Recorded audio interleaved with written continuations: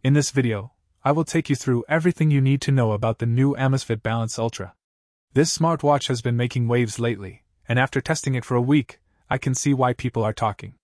The first thing you notice is the premium build quality. It feels substantial on the wrist without being overly heavy, balancing that rugged durability with a sleek aesthetic that works for both the gym and the office. The display is a real standout here because the colors are incredibly vibrant even under direct sunlight. Navigating the interface is smooth, which shows that the software optimization has come a long way. What really sets the Ultra apart is the focus on holistic health tracking.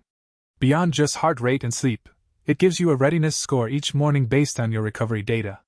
This feature actually helped me decide when to push harder in my workouts and when to take a rest day.